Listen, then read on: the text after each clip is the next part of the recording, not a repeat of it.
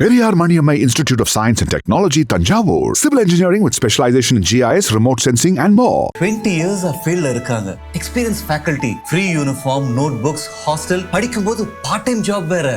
அன்னமால்னாலே மன திருப்தி தான். அட்மிஷன்ஸ் நடைபெறுகிறது. ஏன் நீங்க பாத்தீங்க அப்படின்னா கவர்ச்சியால ஜெயிச்சிட்டாரு, கவர்ச்சியால விஜய் அவர்கள் வெற்றி பெற்றார் என்றால் அந்த கவர்ச்சி நடிகர்களை வைத்து மேடையில் ஒப்பாரி வைக்க வேண்டிய அவசியம் என்ன? சத்யராஜர் அவர்கள் நடிகர் தானே, சுதந்திர போராட்ட வீரர் இல்லையே. விஜய் அவர்கள் விஜயகாந்தை விட மட்டம் தட்டப்படுகிறாரா? ஆமா, மட்டம் தட்டப்படுறாரு. டெஃபினெட்ல திமுக மீண்டும் ஒரு தவறை செய்து கொண்டிருக்கிறாங்க. அந்த தவறு தான் தாவேகாவுக்கு ஒரு பலமாக இருக்கிறது. உடனே விஜய் அவர்கள் வந்துட்டாரு. உங்க கட்சி சரியில்லை, உங்க கட்சியில் இருக்கக்கூடியவங்க பேசக்கூடிய விஷயங்கள் சரியில்லை, திமுகல தாமா அன்பரசனை நீக்கி பாருங்க, அப்புறம் எல்லாருமே அதிகாரிகள் சில ஊழியர்கள் வந்து இந்த அரசை ஏற்றுக்கொள்ளாமல் கடந்த கால அரசுகளை ஆதரித்து இந்த மாதிரி சூழலை வேண்டுமென்றே எனக்கு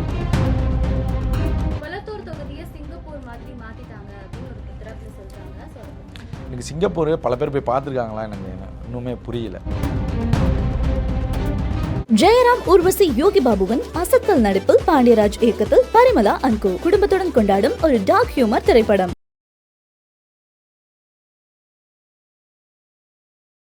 வணக்கம் யாசிரண்ணா. வணக்கம் பிரியா. ஆனா சென்னையில தொடர்ந்து பல இடங்கள்ல வந்து மின்வெட்டு இருக்கிறதாவும் அதுக்கு வந்து தாவேகா அரசு தான் காரணம்னு பேசப்படுது.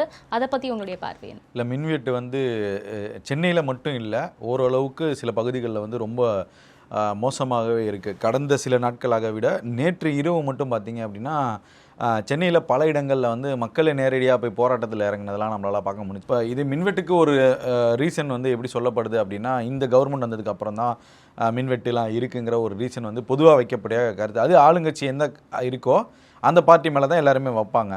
ஸோ அதையும் கடந்து சில விஷயங்களை நம்ம பார்க்கணும். என்ன அப்படின்னா, கடந்த ஆட்சி காலங்களில் இந்த மாதிரி நடக்கலையா அப்படிங்கிற மாதிரி இருக்குது.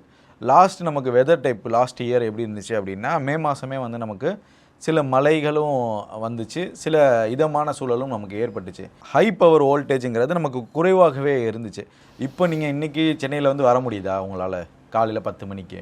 ரெண்டாவது வந்து அந்த பகுதியை சுற்றி என்ன இருக்குது, அரசு சார்ந்த நிறுவனங்கள் என்ன இருக்குது, அரசுக்கு உதவியாக இருக்கக்கூடிய நிறுவனங்கள் என்ன இருக்குது. இப்போ நீங்கள் பொதுவாக இப்போ அம்பத்தூர் எடுத்துட்டிங்க அப்படின்னா, அம்பத்தூர் வந்து ஒரு இண்டஸ்ட்ரியல் ஏரியா. உங்களுக்கு அங்கே எஸ்டேட் இருக்குது, எல்லாமே இருக்குது, பல தொழிற்சாலைகள் இருக்குது, பல குறு சிறு தொழிற்சாலைகளும் இருக்குது. அந்த மாதிரி நிறுவனங்கள் இருக்கக்கூடிய இடமாகவும் இருக்குது. ஐடி பார்க் இருக்குது. இப்போ அந்த பகுதிகளில் பார்த்தீங்க அப்படின்னா உங்களுக்கு 24 ஹவர்ஸ் ஐடி பார்க் வந்து ஒர்க் ஆகிட்டு இருக்கும். First shift, afternoon shift, night shift, அந்த மாதிரி 24 ஹவர்ஸ். இப்போ அந்த ஐடிக்கு தேவையான கரண்ட்டுங்கிறது வெயில் நேரத்தில் அதிகமான சப்ளை எடுத்துக்கும். இப்போ நம்ம நார்மலாகவே வந்து ஏசி போடுறோம் அப்படின்னா கூடுதலாக இப்போ நம்ம வெயில் காலத்தில் எப்பயுமே 24, 28 வரைக்கும் வைப்போம். இப்போ நம்ம என்ன பண்ணுறோம், 16, 17, 18, 20 வரைக்கும் தான் ஃபைனலாக வச்சுட்டு நம்ம தூங்கக்கூடிய சூழல்லாம் இருக்குது. அப்போ அந்த வெயிலோட தாக்கமும் ஒரு காரணமாக பார்க்கப்படுது. வெயிலுடைய தாக்கத்தினால மின் உற்பத்திங்கிறது அதிகமாகும். இப்போ இந்த ஃபேக்ட்ரிக்கு அதிகமாக கொடுக்கணும்னு கட்டாயம் இருக்கும். அப்போ என்னென்னா இங்கே ஒரு இடத்துல ஃப்ளக்சுவேஷன் கொடுக்கணும், கொஞ்சம் ஹோல்ட் பண்ணி இங்கே கொடுக்குற மாதிரி இருக்கும். திருப்பி ஏன்னா அது வந்து ரொம்ப முக்கியமான ஒன்றாக இருக்கும், அரசுக்கு நிதியாக கிடைக்கக்கூடிய வாய்ப்புகளாக இருக்கும். ஸோ இந்த மாதிரி சூழலும் அரசு கன்சிடர் பண்ணுவாங்க. இப்போ இதை ஏன் பெருசாக பார்க்கப்படுறாங்க அப்படிங்கிறது தான் கேள்வி. கடந்த ஆட்சியில் மின்வெட்டு இருந்துச்சு, கரெக்டாக?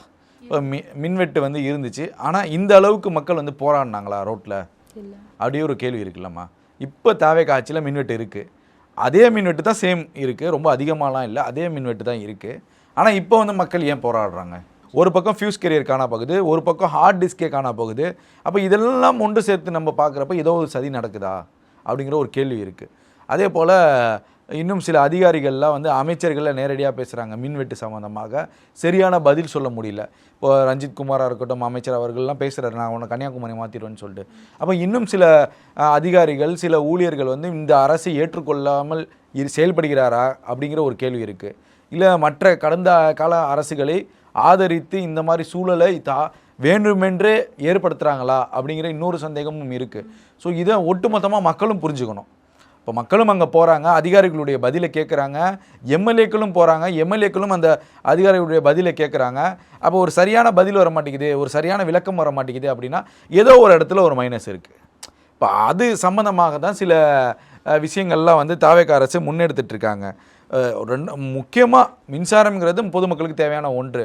அதில் ரொம்ப இம்பார்ட்டண்டாகவே அமைச்சர் நிர்மல்குமார் அவர்கள் பம்பரம் போல் சுழன்று வேலை செய்கிறதெல்லாம் நம்ம பார்க்க முடியுது. அதே போல் நேற்றைய தினம் வந்து ஒரு முக்கியமான தகவல், 2 உடுமலைப்பேட்டையில் வந்து பார்த்திங்க அப்படின்னா மரபுசாரா எரிசக்தி பிரிவில் பணியாற்றும் 2 பொறியாளர்களில், அது ஒரு பொறியாளர் ஆர்ஜி பிரசாத், இன்னொரு பொறியாளர் ராதாகிருஷ்ணன் சொல்லிட்டு 2 பேருமே பணியிட நீக்கம் செஞ்சுருக்காங்க.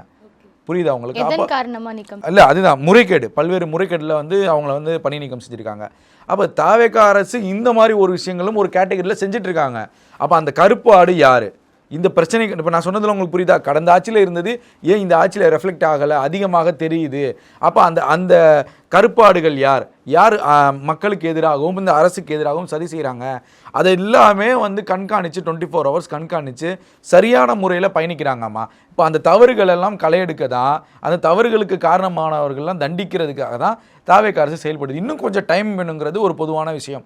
ஆனால் இப்போ இந்த டைம் பீரியட்லேயே இவ்வளோ விஷயங்கள் செய்கிறாங்கல்ல, இவ்வளோ சஸ்பென்ஸு, இவ்வளோ ப்ரொமோஷன்ஸு, இவ்வளோ பணி வேக்கன்சி அனௌன்ஸ்மெண்ட் பண்ணியிருக்காங்க, இதெல்லாம் ஒரு அமைச்சர் செய்கிறாருல்ல. அப்போ இந்த விஷயங்களை நம்ம பாராட்டி தானே ஆகணும். இப்போ மின்வெட்டு இருக்குது, அது ஏதாவது தூண்டிவிடப்படுகிறதா மக்களை?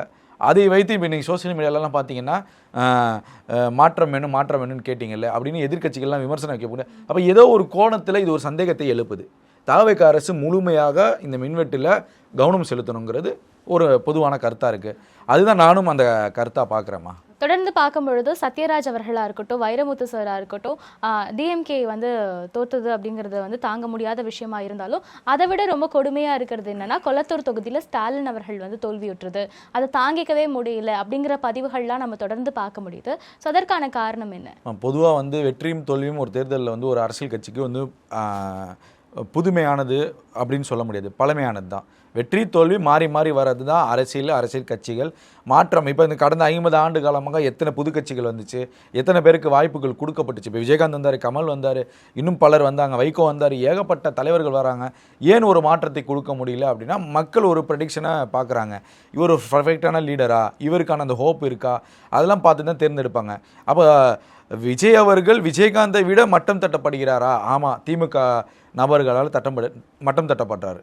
அப்போ நீங்கள் விஜயகாந்தை எந்த கேட்டகரியில் வச்சு பார்ப்பீங்க? இப்போ இவரை நடிகர், கூத்தாடி, கவர்ச்சியால் வெற்றி பெற்றாருன்னு நீங்கள் விமர்சனம் வைக்கிறப்ப, அப்போ விஜயகாந்த் அவர்களை நீங்கள் எப்படி வச்சு பார்த்தீங்க அப்படிங்கிற ஒரு கேள்வி இருக்குது. அப்போ எனக்கு முன்னாடி தகுதி இல்லையா? அதாவது திமுக அதிமுகவுக்கு முன்னாடி விஜய் அவர்களுக்கும் தாவேகாவுக்கும் தகுதி இல்லையா? ஒரு சின்ன பசங்க ஜெயிச்சிட்டாங்களா அப்படிங்கிற ஒரு கேள்வி வந்து தொடர்ந்து எழுதுமா. ஏன் நீங்கள் பார்த்தீங்க அப்படின்னா, கவர்ச்சியால் ஜெயிச்சிட்டாரு, கவர்ச்சியால் விஜய் அவர்கள் வெற்றி பெற்றார் என்றால், அந்த கவர்ச்சி நடிகர்களை வைத்து மேடையில் ஒப்பாரி வைக்க வேண்டிய அவசியம் என்ன? சரிதானே நான் கேட்குறது? சத்யராஜர் அவர்கள் நடிகர் தானே, சுதந்திர போராட்ட வீரர் இல்லையே, கரெக்டு தானம்மா? அதே போல் வைரமுத்து அவர்கள் வந்து திரைத்துறையை சேர்ந்தவர் தானே, ஒரு எழுத்தாளர் தானே, அவரு பாடலாசிரியர் தானே, அவரும் வேறு சுதந்திர போராட்டத்துக்காக போராடினவரோ இல்லையே. அப்போ இவர்கள்லாம் யார் அப்படிங்கிற ஒரு கேள்வி இருக்குது. அப்போ தாவேகா அரசின் மீதும் விஜய் அவர்கள் மீதும் நீங்கள் ஒரு கவர்ச்சியால் ஜெயிச்சிட்டாரு, கவர்ச்சியால் நீங்கள் மேயர் பிரியாலாம் பேசுகிற அளவு கூட இருக்குது அப்படின்னா, அப்போ இவர்களில் யார் அப்படிங்கிற ஒரு கேள்வி வருது.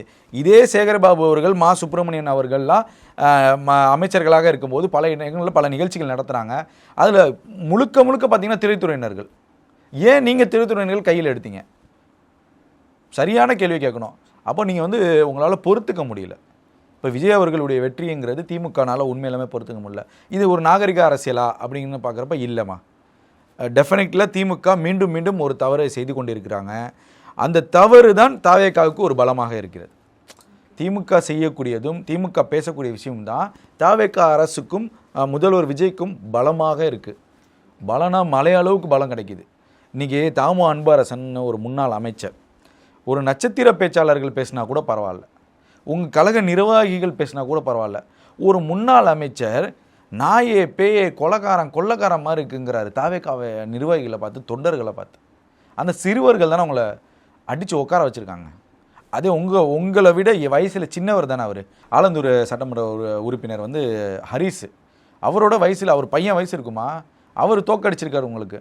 அப்போ நீங்கள் தோல்வியை அடைஞ்சு உங்களால் வந்து ஜீரணிக்க முடியல, சகிக்க முடியாமல் நீங்கள் ஒரு பொது மேடையில் உட்காந்து இவனு ஒரு முதல்வரை நீங்கள் பேசுகிறீங்களே, இது நாகரிகமாக இல்லை. டிவிகேவுடைய விர்ச்சுவல் வாரிசு பேசினா, ஐயோ விர்ச்சுவல் வாரிசு பேசிட்டாங்க, விர்ச்சுவல் வாரிசு அதை பண்ணிட்டாங்க இதை பண்ணிட்டாங்கன்னு கொந்தளிக்கிறீங்க. அப்போ நீங்கள் ஒரு முன்னாள் அமைச்சர், மக்களுக்காக 5 வருஷம் வேலை செஞ்சேன்னு சொல்கிறீங்க. மக்களுக்காக 5 வருஷம் நான் உழைத்தேன், மக்கள் பணியில் இருந்தேன், மக்கள் என்னை தேர்ந்தெடுத்தார்கள் என்றால் அந்த அமைச்சர் ஒரு முதலமைச்சரை பார்த்தோ, அந்த முதலமைச்சரை சேர்ந்த கட்சியை பார்த்தோ நாய் பேய் கொலைக்காரன் கொள்ளைக்காரன் பேசக்கூடிய வாய் என்ன வாயுமா? ஒரு கேள்வி வருதுல்ல. அப்போ நீங்கள் இந்த 5 வருஷம் மக்களுக்கு என்ன பண்ணீங்க? அப்போ இந்த அதிகார தோனியில் நீங்கள் பேசுகிறப்ப மக்கள்கிட்ட நீங்கள் அந்த அதிகார தோனியில் தானே நடந்திருப்பீங்க. அதுதான் உங்கள் தோல்விக்கு காரணம். அப்போ நீங்கள் பொது மேடையில் உட்காந்து நீங்கள் இவ்வளோ பேசுகிறீங்களே, அப்போ மக்கள்கிட்ட நீங்கள் எவ்வளோ பேசியிருப்பீங்க.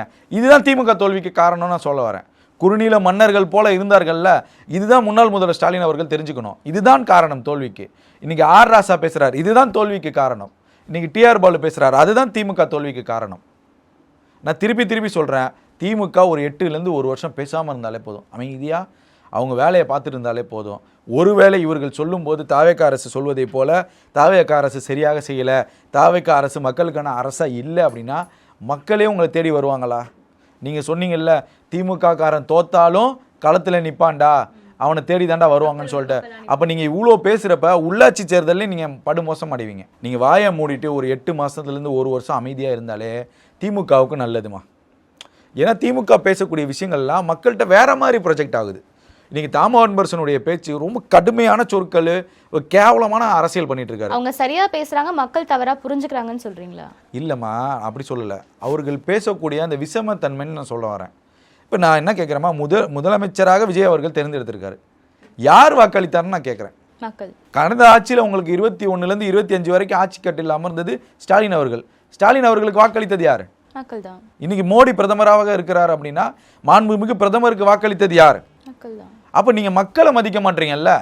அப்போ மக்களை மதிக்காமல் நீங்கள் ஒரு கருத்தை வந்து முதலமைச்சர் மீதும் முதலமைச்சர் கட்சியை சேர்ந்தவர் மீது பேசுவதற்கு யார் உங்களுக்கு அதிகாரம் கொடுத்தா? யார் உங்களுக்கு என்ன தைரியம்? அப்படி இப்போ மக்கள் கொந்தளிக்கிறாங்கம்மா சோசியல் மீடியாவில் தாமோதரனுடைய பேச்சு கேட்டுட்டு. நீங்கள் எப்படிங்க பேசலாம்? நாங்கள் ஓட்டு போட்டு தேர்ந்தெடுத்திருக்கோம், எப்படிங்க அவர் அப்படி பேசலான்னு கேட்குறாங்க. அப்படிங்கிறப்ப உடனே முன்னாள் முதல்வர் என்ன பண்ணியிருக்கணும்? கட்சியிலேருந்து நாங்கள் நீக்கிறோம் தாமோதரனை, சரியான பேச்சு இல்லை, வாதம் இல்லை, நீக்கிறோம், செஞ்சுருக்கலாமா இல்லையா? அப்புறம் என்ன நீங்கள் ஜென்சி கிட்ட மீட்டப் நடத்துகிறீங்க? ஜென்சி கிட்டப்பு மாவட்ட ரீதியாக மீட்டிங் நடத்துகிறீங்க. திமுக மாவட்ட செயலாளர்கள்லாம் களை எடுக்க போகிறோம், அதை பண்ண போகிறோம், இதை பண்ண போகிறோம். இதெல்லாம் மேட்ரு இல்லை. வெளிப்படையாக ஒருத்தர் பேசுகிறாரு, சமூக வலைத்தளங்களில் வைரல் ஆகுது, அது உங்கள் கண்ணுக்கும் பட்டிருக்கும். அவர் ஏன் நீக்கலை? நீங்கள் தாமோதரனை நீக்கி பாருங்கள், திமுகவில் தாமோதரனை நீக்கி பாருங்கள், அப்புறம் எல்லாருமே சரியாக வராங்களா இல்லைன்னு மட்டும் பாருங்கள். அப்போ உங்கள் கட்சியிலேயே இவ்வளோ பிரச்சனை வச்சுக்கிட்டு உடனே விஜய் அவர்கள் வந்துட்டார். உங்கள் கட்சி சரியில்லை, உங்கள் கட்சியில் இருக்கக்கூடியவங்க பேசக்கூடிய விஷயங்கள் சரியில்லை, மக்களுக்கு அது கொண்டு போய் சேருகின்ற விதம் எல்லாம் ஒரு ஆணவ தோனியில் இருக்குது, அதிகார திமிரில் இருக்குது. அதை கண்காணிங்கன்னு நான் சொல்ல வரேன். அப்போ நீங்கள் மக்களை மதிக்காமல் ஒரு முடிவை நீங்கள் மேடையில் உட்காந்து பேசும்போது அப்போ மக்களுக்கு என்ன தோணும்? இப்போ நான் ஓட்டு போட்டிருக்கேன், நீ எப்படி முதல்வர் விஜய் அவரை திட்டலாம்? நீ எப்படி அந்த பசங்களை சின்ன பசங்களாக இருந்தாலும் வாக்குரிமை இருக்குது, சுயநல சிந்தனையோடு தான் வாக்களிக்கிறாங்க, ஒரு மாற்றம் வேணும்னு தான் வாக்களிக்கிறாங்க. அப்போ அந்த மக்கள் என்ன அர்த்தத்தில் உங்களை புரிஞ்சுக்குவாங்கன்னு நான் கேட்குறேன். ஜென்ரலான கொஸ்டின் இது. இப்போ வெளிப்படையாகவே நமக்கு தெரியுதுமா, இப்போ திமுக தோல்விக்கு இவர்கள் எல்லாம் தான் காரணம். தமிழகத்துக்கு நிறைய முதலீட்டாளர்கள் வந்துட்டு பணம் வந்து கொடுத்துட்டு இருந்தாங்க. ஆனால் தற்போது இருக்கக்கூடிய அரசு தான் பெரிய காரணம். ஏன்னா இப்போ அவங்கெல்லாம் வந்து முதலீடு செய்யறதுக்கு இல்லாமல் வேறு இடங்களில் வந்து முதலீடு பண்ணுறாங்க. பிஸ்னஸ் மேன்ஸ் எல்லாம் இங்கே வந்து நமக்கு பண்ணுறது இல்லை அப்படிங்கிற மாதிரியான கருத்தும் பரவுது. அதை பற்றி சொல்லுங்கள். ஆமாம். இப்போ இருக்கக்கூடிய அமைச்சர் மேலே வந்து ஏகப்பட்ட குற்றச்சாட்டுகள்லாம் வைக்கப்படுது. இப்போது ஒரு நியூ கவர்மெண்ட் ஃபார்ம் ஆகுங்கிறப்போ பழைய ஒப்பந்ததாரர்கள், பழைய கான்ட்ராக்டரு, இப்போ ஏற்கனவே டீலிங்கில் இருக்கக்கூடிய ப்ராசஸில் இருக்கக்கூடிய விஷயங்கள் தான் வந்து நம்ம இந்த நியூ கவர்மெண்ட் வரப்போ ஏற்கனவே இருந்த கவர்மெண்ட்டை சில விஷயங்களை முன்னெடுத்து வச்சுருப்பாங்க. டிமாண்ட்ஸு, எனக்கு இது வேணும், எனக்கு இதை பண்ண போகிறேன், நான் இதை பண்ண போகிறேன், நான் உங்களுக்கு இவ்வளோ ப்ராஃபிட்டு. ஸோ இந்த மாதிரி டிமாண்ட்ஸை க்ரியேட் பண்ணி வச்சுருப்பாங்க. இப்போ அதனால சில திட்டங்களோ சில சில முதலீட்டாளர்களோ ஹோல்டில் இருந்திருப்பாங்க. இப்போ அந்த ஆட்சி முடிஞ்சோன்னா புது கவர்மெண்ட் வரப்போ நாங்கள் இந்த கவர்மெண்ட்டை இதெல்லாம் கேட்டோம், கடந்த கவர்மெண்ட்டில் அவங்க இதெல்லாம் செய்யலை, நியூ கவர்மெண்ட்டாக இருக்கக்கூடிய நீங்கள் இதெல்லாம் செய்வீங்களா அப்படின்னா வாங்க உடனே கையெழுத்து போட்டு கொடுக்க முடியுமா? ஒரு முதலீடுமா? தமிழ்நாடு மக்களுடைய எதிர்காலம். கூப்பிட்டு உடனே நான் கையெழுத்து போட்டு கொடுக்க முடியுமா? அப்படிலாம் பண்ண முடியாது. அலசி ஆராய்ந்து ஐஏஎஸ் அதிகாரிகள், முன்னாள் நிபுணர்கள் இவங்கெல்லாம் வச்சு ஒரு மீட்டிங்கை நடத்தி இது பக்காவாக இருக்குமா, இந்த முதலீடு இங்கே வந்துச்சுன்னா இந்த தொழிற்சாலையினால் தமிழ்நாட்டு மக்களுக்கு இது பயன் பெறுமா, இவ்வளோ பலன் கிடைக்குமா, இவ்வளோ வேலைவாய்ப்பு கிடைக்குமா, இவ்வளோ நிதி நமக்கு கிடைக்குமான்னு சொல்லி 360 டிகிரியில் அவங்க அனலைஸ் பண்ணிட்டதுக்கு அப்புறம் தான் ஒரு திட்டம் வந்து நமக்கு கையெழுத்தாகும், ஒரு முதலீடு வந்து நமக்கு கையெழுத்தாகும். எடுத்தவங்க கவுத்தோன்னெலாம் வராது. அதே போல் இப்போ 7,000 கோடி போச்சு 8,000 கோடி போச்சுன்னு பேசுகிறாங்க. அது முற்றிலும் நான் வதந்தியாக பார்க்குறேன். ஏன்னா கடந்த முறை திமுக ஆட்சி காலத்திலேயே அதிமுக ஒரு பிரச்சாரத்தை மேற்கொண்டாங்க. அது எல்லா ஊடகங்களையும் பேசப்பட்டுச்சு, யூடியூப்லேயும் பேசப்பட்டுச்சு. நீங்கள் போய் செக் பண்ணி கூட பார்த்துக்கலாம். அதில் பார்த்தீங்க அப்படின்னா அதிமுக சார்பாக நான் சொல்ல வரேன், எடுத்து வைக்கக்கூடிய இந்த தேர்தல் பிரச்சாரங்களில் கூட அது வைக்கப்பட்டுச்சு. பல நிறுவனங்கள் ஆந்திராவுக்கு ஓடிச்சுன்னு 6 மாதத்திற்கு முன்பே 8 மாதத்திற்கு முன்பே அதிமுக பிரச்சாரம் பண்ணாங்க. இப்போ இவங்க சொல்கிற குற்றச்சாட்டுகள்லாம் அதிமுக 8 மாதத்துக்கு முன்பே ஒரு குற்றச்சாட்டை வச்சாங்க. சில செய்தி நிறுவனங்களில் பிரபலமான செய்தித்தாள்கள்லாம் வந்து இது ஒரு கட்டுரையாகவே போட்டிருந்தாங்க. Tamil Nadu is failure, Andhra is take over ஆளுன்னு சொல்லிட்டு ஒரு பெரிய கட்டுரைகள்லாம் பல செய்தி நிறுவனங்களில் போடப்பட்டுச்சு. அப்போவே வந்து அதிமுக ஒரு பிரச்சாரத்தை வச்சு எடுத்துச்சு. நீங்கள் சந்திரபாபு நாயுடு தமிழ்நாட்டிலேருந்து ஆந்திராவுக்கு போன முதலீடுன்னு போட்டு சந்திரபாபு நாயுடு முதல்வராக இருக்கும்போது ஸ்டாலின் முதல்வராக இருக்கும்போதே அது அங்கே ஷிஃப்ட் ஆச்சு. அப்போ அந்த விஷயத்தையும் பேசணும். இங்கே சில விஷயங்கள் திரிச்சு ஒட்டப்பட்டுகிறது. புரியுது அவங்களுக்கு? 1 or 2 நியூ கவர்மெண்ட் வரப்போ இந்த கவர்மெண்ட்டோட அனலைசிஸை பார்த்து தான் கம்பெனிஸும் உள்ளே வரும். இப்போ இன்றைக்கி இவங்க எப்படி வந்திருக்காங்க, 108ல் ஒரு ஸ்ட்ரக்சர் இல்லாமல் இருக்காங்க. ஒரு யாரோட கூட்டணியோட தான், அந்த மாதிரி தான் இந்த ஒரு கூட்டணி ஆட்சி மாதிரி தானே இருக்குது, கூட்டணி ஆட்சியில் தான் இருக்குது. அப்போ இது மற்ற கம்பெனிஸும் வருவான். நான் ஒரு முதலீடு பண்ண போகிறேன் அப்படின்னா இது சரி வருமா, நாளைக்கு இந்த கவர்மெண்ட் டிசால்வ் ஆச்சுன்னா என்ன இஷ்யூஸ் வரும் அந்த கம்பெனிஸ்க்கு. ஸோ இதெல்லாம் இருக்குது. இப்போ இவங்க ஒரு பர்ஸ்பெக்டிவில் வந்து இந்த அமௌண்ட்டில் இங்கே வருவாங்க. ஒருவேளை தாவே காட்சி கலைஞ்சிருச்சு அப்படின்னா மீண்டும் ஒரு தேர்தல் வருது, ஒரு 28 29 வருது ஒரு எக்ஸாம்பிளுக்கு அப்படின்னா அந்த கம்பெனி என்ன பண்ணுவான் அப்படின்னா வேறு நியூ கவர்மெண்ட் வருது, தாவேக்கா வராமல் நியூ கவர்மெண்ட் வருதுன்னா அப்போ அந்த கான்ட்ராக்டை கேன்சல் பண்ணாங்கன்னா அந்த கம்பெனிக்கு லாஸ் இல்லையா? ஸோ இதெல்லாம் இருக்குமா?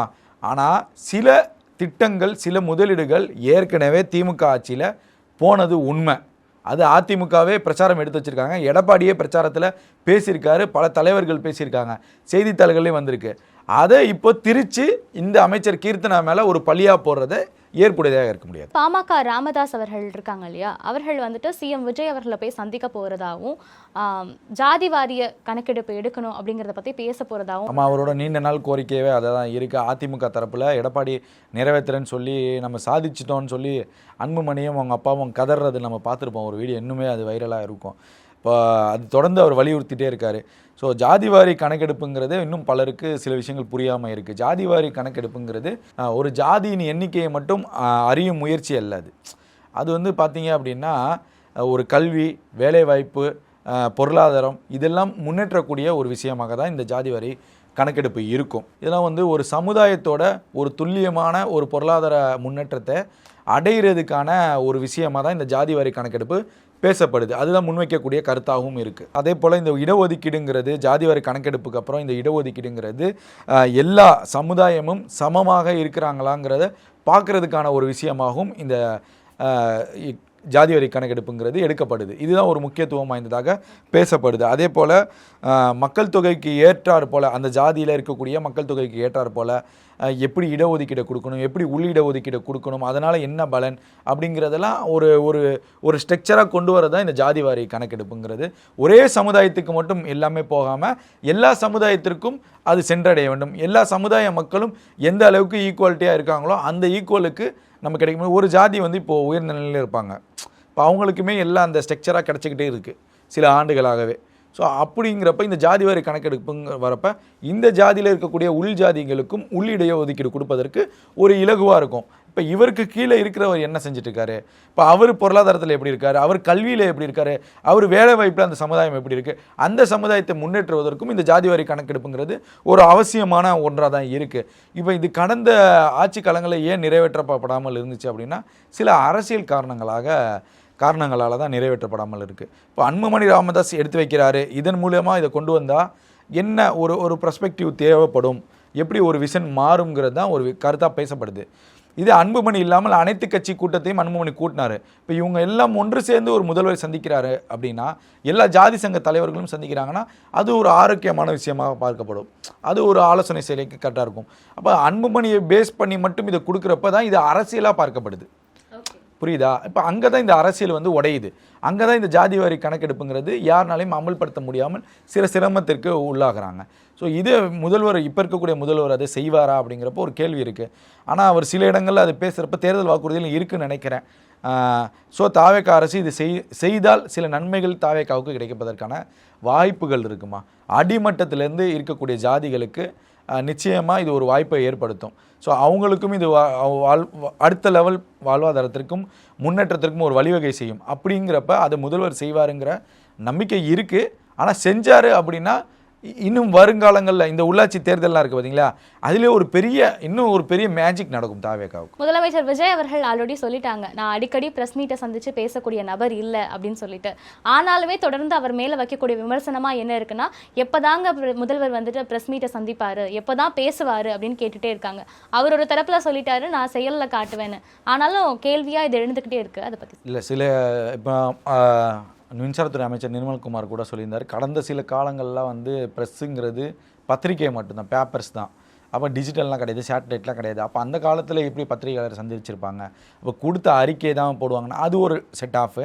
சில தலைவர்கள் சில முதலமைச்சர்கள்லாம் பத்திரிகையாளர்கள் சந்திச்சிருக்காங்கன்னா அது வந்து பேசுவாங்க. அப்போயே கையோட எழுதி அது போகிறதுக்கு முன்னாடி ஏதாவது கரெக்ஷன் இருந்தாலாம் பண்ணியிருக்காங்க சில தலைவர்கள். ஸோ இதெல்லாம் இருக்குது. இது ஒரு ஸ்டைலாகவும் இருக்குமா? சந்திக்காமல் சில விஷயங்களை போகிறதுங்கிறதும் ஒரு ஸ்டைலு. ரெண்டாவது வந்து பத்திரிக்கையாளரை சந்தித்து சிக்கிக்கொள்வாரா விஜய், அந்த மாதிரிலாம் விமர்சனங்கள் வைக்கிறாங்க. இந்த கேள்விக்கு பதில் சொல்ல தெரியாமல் போயிடுவாரா? அப்படிலாம் கிடையாது. ஒரு முதலமைச்சர் எல்லா துறையையும், எந்த முதலமைச்சரும் எல்லா துறையும் ஃபிங்கர் டிப்பில் வச்சுருப்பாங்கன்னா அது வாய்ப்பே கிடையாது. ஒரு சில முதலமைச்சருக்கு தான் அது தனித்திறன் இருக்குது. எல்லா முதலமைச்சருக்கும் அது இருக்காது. முன்னாள் முதல்வர் மு க ஸ்டாலின் கூட அது கிடையாது. ஏன்னா சில இடங்களில் மழை வெள்ள காலங்களில் கூட பேசுகிறப்ப, பயிர்களை பற்றி பேசுகிறப்ப, ஒரு கூட்டுறவுத்துறை அமைச்சர் அப்போ சக்கரபாணின்னு நினைக்கிறேன், அப்போ பேசுகிறப்ப அந்த துறை சார்ந்த கேள்வி கேட்குறப்ப, இல்லை என்கிட்ட கேட்காதீங்க, அந்த துறை அமைச்சர் பாரு எங்கேப்பா சக்கரபாணின்னா கூப்பிட்டுருக்காரு. அப்போ அந்த மாதிரி விஷயங்கள்லாம் நடந்திருக்கு. ஸோ இதை வந்து ஒரு கார்னரைஸ்டு பண்ணுவாங்களா? இந்த மாதிரி ஒரு சம்பவங்கள் நடந்தால் இதை வைத்து ஒரு இவங்க ஆல்ரெடி ஒரு குற்றச்சாட்டு வைக்கிறாங்களா, பத்திரிக்கையில் சந்திக்க முடியல, ஸோ இதை ஒரு ஸ்ட்ராட்டஜியாக பயன்படுத்துவாங்களா அப்படியும் நம்ம பார்க்கலாம். ஒருவேளை ஒரு திணறுகிறார் அப்படின்னா அதை ஒரு ஸ்ட்ராட்டஜியாக பயன்படுத்தவும் பார்ப்பாங்க. இன்றைக்கி செங்கோட்டையன் அவர்கள் அமைச்சர் சொல்லியிருக்காரு, பத்திரிக்கையாளரை ஏன் சந்திக்க வேண்டிய அவசியம் இல்லை, அவர் செயலில் தானே காமிச்சிட்ருக்காரு, அவர் சொல்லக்கூடிய வாக்குறுதிகளை நிறைவேற்ற போகிறாருங்கிறது அவர் சொல்கிறாரு. ஆனால் ஏதாவது ஒரு காலகட்டத்தில் சந்திக்கக்கூடிய சூழல் ஏற்படும். நிச்சயமாக அந்த காலகட்டத்தில் அவர் சந்தித்து தான் ஆகணும். ஒருவேளை லேர்ன் பண்ணிகிட்டு இருக்கலாம், ஒரு எக்ஸ்பீரியன்ஸாக அடுத்த கட்டம் அந்த மாதிரி எக்ஸ்பீரியன்ஸுக்காகவும் அவர் காத்திருக்கலாம். இல்லை மக்களுடைய பணி தான் நமக்கு இம்பார்ட்டண்ட்டாக தேவைப்படுது, அதுக்காக நம்ம கொஞ்சம் காலம் பொறுத்து இருந்து இந்த வேலைகள்லாம் எல்லாத்தையும் செஞ்சுட்டு குறைகள் இல்லாமல் நம்ம சந்திக்கக்கூடிய வாய்ப்புகளும் இருக்கலாம். ஸோ இது ஒரு முதல்வரை ஒரு பாயிண்ட் ஆஃப் வியூலேருந்து நம்ம பார்க்கலாம். அது அவரோட விஷயமாக இருக்கலாம். நீங்கள் கொடுத்தே ஆகணுங்கிறது கட்டாயம்லாம் கிடையாது. அவர் கொடுக்கணுங்கிறதுலாம் கட்டாயம்லாம் கிடையாது. ஒரு முதல்வர் இதெல்லாம் செஞ்சுட்டு கூட கொடுக்கலாம். இப்போ நான் எல்லாமே பண்ணிட்டேம்மா, நீங்கள் கேட்குற எல்லா கேள்விக்கும் பதில் இருக்குன்னா அவன் முதல்வர் சந்திக்கிறதுல ஒரு காரணம் இருக்குது. எனக்கு ஒரு மன நிறைவு வேணும். அதுதான். ஸோ அப்படி இந்த முதல்வர் அதை யோசிக்கிறாருங்கிறத நான் பார்க்குறேன். ஸோ அது வந்து தவறுதலாக போகாது, அது வேற விஷயம். முதல்வர் இதை பார்க்கிறாரு, இதுக்கப்புறம் நம்ம பத்திரிகையாளர் சந்தித்தா சரியாக இருக்கும், அந்த நோக்கம் சரியாக இருக்கும், அந்த பார்வை மக்கள்கிட்ட சரியாக இருக்கும். ஸோ இப்படி பார்க்குறாருன்னு நான் பார்க்குறேன். ஆமாம், வியூகம். ஆனால் அது பத்திரிகையாளர் பார்த்தே ஆகணுங்கிற கட்டாயம்ங்கிறது கிடையாது. அது எந்த முதல்வருக்கும் கிடையாது. அவர் வந்து டெல்லியில் சந்திக்கல, அது ஒரு மரபுன்னு சொல்லுவாங்க, அப்படிலாம் கிடையாது. அவர்கள் டெல்லியில் வந்து சந்தித்தார்கள். அப்போ வந்து செய்திகள் பெருதளவில் பேசப்பட்டுச்சு. அப்போ தேசிய அளவில் பேசப்படும். இப்போ தான் வந்திருக்காரு, இன்னும் இரண்டாவது முறை முதலமைச்சர் ஆகிறாரு, ஒரு மூன்றாவது முறை முதலமைச்சர் ஆகிறாரு அப்படின்னா அந்த மரபை அவர் மீறினார்னா அப்போ நீங்கள் கேள்விகள் கேட்பதற்கு ஏற்றார் போல இருக்கும். ஒரு முதல் முறை முதலமைச்சர் ஆகியிருக்கிறாரு, நிர்வாக சீர்திருத்தம் இருக்குது, இன்னும் அரசை சீர்திருத்த வேண்டியது இருக்குது, அமைச்சரவை சீர்திருத்தம்லாம் இருக்குது. ஸோ இதெல்லாம் ஒட்டுமொத்தமாக சேர்ந்து விட்டு சந்திக்கக்கூடிய வாய்ப்புகள் இருக்குது. அப்போ சந்திச்சாருன்னா ஒரு மனநிறைவு கிடைக்குங்கிறது என்னுடைய கருத்து. கொளத்தூர் தொகுதியை சிங்கப்பூர் மாதிரி மாற்றிட்டாங்க அப்படின்னு ஒரு புத்தகத்தில் சொல்கிறாங்க. ஸோ அதை பற்றி சொல்லுங்கள். எனக்கு சிங்கப்பூர் பல பேர் போய் பார்த்துருக்காங்களா, எனக்கு இன்னுமே புரியல. சிங்கப்பூர் எப்படி இருக்கும் தெரியுமா? சிங்கப்பூரில் அபராதங்கள் எப்படி விதிப்பாங்கன்னு தெரியுமா? சிங்கப்பூரில் ஒரு குப்பையை பார்க்க முடியுமா? சிங்கப்பூரில் ஏதாவது பொது இடங்களில் ஒயின் ஷாப்பு திறந்து வச்சுட்டு அங்கேயே படுத்து கிடந்துருக்கலாம் பார்க்க முடியுமா? தெரியல, நானும் போய் பார்த்ததில்லை. அப்போ போய் பாருங்கள், சிங்கப்பூரை போய் பாருங்கள். சிங்கப்பூரில் குளத்தூரில் இருக்கிற மாதிரி ஒயின் ஷாப் இருக்கா? இப்போ சில விஷயங்களை செஞ்சுருக்காரு. சில விஷயங்களை செய்ய முடியுமா? செய்ய முடியும். சில விஷயங்களை கட்டுப்படுத்த முடியுமா? கட்டுப்படுத்த முடியாத, செய்ய முடியாத விஷயங்களை நம்ம பேசக்கூடாது. இன்றைக்கி மாண்புமிகு பிரதமர் எல்லா உலக நாடுகளுக்கும் சுற்றுப்பயணம் செய்கிறாரு. அந்த நாடுகளை போன்று இந்தியாவை மாற்ற வேண்டும் முயற்சி எடுக்கிறாரு. எல்லாமே யார் கையில் இருக்குன்னா மக்கள் கையில் இருக்குது. நீங்கள் நம்ம சாலையில் போகிறோம், ஒரு எச்சி பைக்கில் போகிறோம், ஒரு எச்சி துப்பணும் அப்படின்னா அப்படின்னு துப்பிட்டு போகிறோம். புரியுதா உங்களுக்கு? அப்போ அந்த இடத்துல எவ்வளோ துர்நாற்றம் வீசும், அதுலனா எவ்வளோ நோய் தொற்று இருக்கும். அங்கே செருப்பு போடாமல் ஒருத்தர் வந்தாருன்னா அதை மிதித்து போகக்கூடிய சூழல் ஏற்படும். ஒரு குழந்தைகள் இப்போ இதெல்லாம் எப்படி சரி பண்ணுவீங்க? அப்போ மக்கள்கிட்டையும் இவ்வளோ குறை இருக்குது. மக்கள் மாறினாதான் இந்த சிங்கப்பூருங்கிற மாறும், அமெரிக்கா போல் மாறுங்கிறதுலாம் விஷயங்கள் இருக்குது. குளத்தூரில் அப்படி மாறி இருக்கா அப்படின்னா குளத்தூரில் சில விஷயங்கள் பண்ணியிருக்காரு. இப்போ மாடர்ன் மார்க்கெட்டாக இருக்கட்டும், சில பேருந்து நிலையங்களாக இருக்கட்டும், இதெல்லாம் செஞ்சுருக்காரு. அதுக்கப்புறம் அது என்ன ஆச்சு? அதே போல் நீங்கள் அது ஒரு பார்வையில் எடுத்துக்கிட்டிங்கன்னா அப்படின்னா, இன்னொரு பார்வையில் பார்த்தோம்னா குற்றச்சம்பவங்கள் குளத்தூரில் இருக்கா? நிறையா இருக்குது. அதே போல் ஒயின் ஷாப் இருக்கா? ஒயின் ஷாப் பொது இடங்களில் இருக்குது. சாலைகள் சில இடங்களில் இல்லை. குப்பை பிரச்சனை சில இடங்களில் இருக்குது. இப்போ இவ்வளவுலாம் இருக்கிறப்ப அது எப்படி சிங்கப்பூர் கணக்கில் வரும்? ஸோ எல்லாமே ஒரு மாயை. ஓரளவுக்கு செஞ்சுருக்காங்க. அதுக்குன்னு அது கலிஃபோர்னியா லெவலில் இருக்குது, அமெரிக்கா லெவலில் இருக்குது, லாஸ் ஏஞ்சல்ஸ் மாதிரி இருக்குது, சிங்கப்பூர் மாதிரி, மலேசியா மாதிரி அப்படி சொல்கிறது ஏற்றுக்க முடியாது. சிங்கப்பூரை போய் பார்த்து வந்துட்டு குளத்தூரில் வந்து பாருங்கள், இல்லை குளத்தூரை பார்த்துட்டு போயிட்டு சிங்கப்பூரை போய் பாருங்க. அதுக்கப்புறம் அதுக்கு பதில் சொன்னாங்கன்னா அதை ஏற்றுக்கலாம். ஜூன் 9 இன்னைக்கு வந்துட்டு முதல்வர் விஜய் அவர்கள் சிங்கப்பெண் அதிரடி படையை வந்துட்டு இனாக்ரேட் பண்ண போகிறாங்க. ஸோ அதை பற்றி உங்களுடைய கருத்து? இது வந்து ஒரு வரவேற்கத்தக்கமான ஒரு செயல்பாடாக தான் பார்க்குறேன், திட்டமாக நான் பார்க்குறேன். பெண்கள் பாதுகாப்புங்கிறது அடிப்படையில் தமிழ்நாட்டிலையும் சரி இந்தியா லெவலும் சரி ரொம்ப பலவீனமாக போயிட்டுருக்கு. அதற்கு ஏற்றாறு போல் ஒரு திட்டத்தை அறிமுகப்படுத்தியிருக்காங்க. அது வரவேற்கத்தக்கது தான். இதை எப்படி செயல்படுத்த போகிறாங்க, இதை அடுத்த கட்டத்துக்கு எப்படி எடுத்துகிட்டு போகிறாங்க, சில விஷயங்கள்லாம் பேசப்படுது. இவர் ஆல்ரெடி வந்து வெள்ளை அறிக்கை கொடுக்க போகிறேன்னாரு. கஜனா காலிங்கிறது பல பேருக்கு தெரியும். ஸோ பொருளாதாரம் இல்லாமல் தான் சில திட்டங்களை அறிவிக்கிறாங்க. அதுவும் ஒரு மாதத்துக்குள்ளே அறிவிக்கிறாங்கிறப்போ அது பெரிய வரவேற்கத்தக்கமான விஷயம். சிலர் வந்து என்ன சொல்கிறாங்க, ஏற்கனவே இருந்த அந்த ஸ்கீமை வந்து எடுத்துகிட்டு ஸ்டிக்கர் ஓட்டுற திட்டம் தானே. ஆமாங்க, கஜனாவில் பணம் இல்லைன்னு சொல்லிட்டாரு. வெள்ளை அறிக்கை விட போகிறாரு, நம்ம பார்க்க போகிறோம், மக்கள்லாம் பார்க்க போகிறாங்க. அப்படி இருக்கும்போது சில திட்டங்களை தவிர்த்துவிட்டு புதிய திட்டங்களை அமல்படுத்துவது ஏற்புடையது தான். இப்போ அம்மா காலத்தில் அந்த ஒரு பெண்களே ஓட்டக்கூடிய காவல்துறையினர் இருந்தாங்க, பெட்ரோல் அம்மா போலீஸ்ன்னு சொல்லிட்டு. ஸோ அவங்க அங்கங்கே இருப்பாங்க, அந்த பிங்க் கலர் ஸ்டிக்கர் ஓட்டியிருக்கோம். ஸோ அதை தான் இப்போ ரினோவேட் பண்ணுறாங்கன்னு சொல்லி குறைகள்லாம் இருக்குது. சில திட்டங்களை வந்து பணம் இருந்தால்தான் வீரியப்படுத்த முடியும். ஸோ அந்த மாதிரி சில விஷயங்கள்லாம் இருக்குது. இப்போ ஒரு மாதத்திற்குள்ளே இந்த விஷயங்கள்லாம் அறிவிக்கிறது வரவேற்கத்தக்கது. இது பெண்கள் பாதுகாப்பை உறுதி செய்கிறதுக்கு என்னென்ன வழிவகை செய்ய போகிறாங்க? சிசிடிவி இன்னும் பல இடங்களில் இல்லை. இது ஒரு குறையாக கூட அவங்க எடுத்துக்கலாம். சிசிடிவி இன்னும் குற்றச்சம்பவங்கள் நடக்கக்கூடிய ஏரியா பகுதிகளில் சிசிடிவி இல்லை. அது கடந்த ஆட்சி காலங்கள்லையும் சரியாக பராமரிக்கலை. ஸோ அந்த விஷயங்கள்லாம் இருக்கும்போது சிசிடிவியை சரி பண்ணணும். அதே போல் இந்த பெண்கள் பாதுகாப்பு படைக்கும் இன்னொரு பாடை கவனிக்கக்கூடிய ஒரு கண்காணிப்பு குழுவை போடணும். ஸோ இந்த மாதிரி விஷயங்கள் இருக்குது. அதே போல் பேருந்து நிலையங்கள், முக்கியமான பேருந்து நிலையங்கள், குற்றச்சம்பவங்கள் ஏற்படக்கூடிய சரித்திர பதிவேடு குற்றவாளிகள் இருக்கக்கூடிய அந்த பேருந்து நிலையங்கள், அந்த ஆட்டோ ஸ்டாண்டு, இந்த இடங்கள்லாம் வந்து மக்கள் நடமாடக்கூடிய பகுதிகளில் குறிப்பாக மது அருந்தக்கூடிய ஒயின் ஷாப்பு, இந்த மாதிரி இடங்களில் சிசிடிவியை வலுப்படுத்தணுமா? சிசிடிவியை பயங்கரமாக கொடுக்கணும். அந்த சிசிடிவி ஸ்ட்ரக்சர் எல்லாம் சிங்கப்பெண் படையில் இருக்கக்கூடியவங்க வாட்ச் பண்ணக்கூடிய அளவிற்கு இவங்க மாற்றணும். அதெல்லாம் மாற்றினாங்க அப்படின்னா A to Z ஒன்று வரும். அதே போல் திமுக காலத்தில் காவலன்னு சொல்லி அந்த பெண்களுக்கான பாதுகாப்பு ஒரு ஆப் இருந்துச்சு. அந்த ஆப்பை இன்னும் டெவலப் படுத்தலாம். இப்போ இன்னும் அம்மா திட்டம், அம்மா உணவகம், இன்னும் பல ஸ்கீம்லாம் அதே ஸ்கீமில் தான் இவர் ரத்து பண்ணுறதுக்கான வேலைகள்லாம் அந்த திட்டங்கள்லாம் சரி பண்ணிகிட்ருக்காரு. அதே போல் அந்த காவலனே நீங்கள் இன்னும் கொஞ்சம் தரம் உயர்த்தி அடுத்த கட்டத்துக்கு கொண்டு போங்கிறது நம்மளுடைய கருத்தாக இருக்குது. ஸோ இதெல்லாம் கடந்த காலங்களில் இருக்கக்கூடிய திட்டங்களை ஒட்டு மொத்தமாக முதல்வர் விஜய் அவர்கள் ரத்து பண்ணிட்டாருன்னா இல்லை, செஞ்சிட்ருக்காரு. பல விஷயங்களை அப்படியே என்ன இருக்கோ அதை ரன் ஆகட்டும், அதை விட்டுருங்க, எதுவும் பண்ணாதீங்க, அதே பேரில் போகட்டும்ங்கிற மாதிரி தான் சொல்கிறாரு. அப்போ அந்த காவலன் செயலியும் இன்னும் வலுப்படுத்தணும். அந்த காவலன் செயலிக்கான முக்கியமான அந்த SOS அலாரங்கள் எல்லாம் ஒவ்வொரு சிங்கப்பெண் ஒரு கார்லேயும் அது இருக்கணும். ஒரு அபாயகரமான ஒரு அலாரம் வரப்போ உடனே அந்த ஸ்பாட் என்ன, ஸோ இதெல்லாம் எல்லாமே செஞ்சுருப்பாங்கன்னு நான் நினைக்கிறேன். ஸோ இன்னும் வலுப்படுத்தணுங்கிறது ஒரு குறிக்கோளாக இருக்குமா. சிங்கப்பெண் திட்டம்ங்கிறது ரொம்ப வரவேற்கக்கூடிய திட்டமாக இருக்குது. மக்கள்கிட்ட இது எந்த அளவுக்கு கொண்டு போய் சேருங்கிறது செயல்பாடில் தான் தெரியும். நிறைய விஷயங்கள் பகிர்ந்துக்கிட்டீங்க. நன்றி. நன்றி பிரியா.